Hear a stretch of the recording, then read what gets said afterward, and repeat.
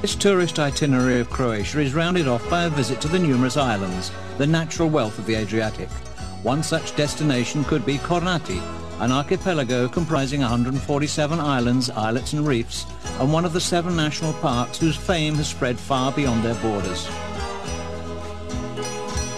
The island of Hvar enjoys the most sunshine in the whole of the Adriatic, a picture postcard of the same named town of many cultural monuments.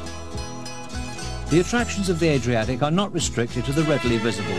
For the more adventurous, there's a rich world of submarine flora and fauna to experience around the islands. One of the more unusual natural phenomena is the Blue Cave on the Isle of Biševo near Vis, Croatia's outermost island. Legend has it that Odysseus once roamed the shores of the enchanting island of Mljet in search of the nymph Calypso. These days, tourists enjoy the wonderful natural beauties of this incredibly beautiful island.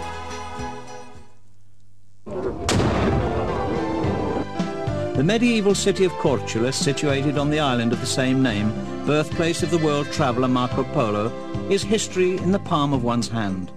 Singularly beautiful, Korčula is really not to be missed, not least because of its local sword dance, the Moreška.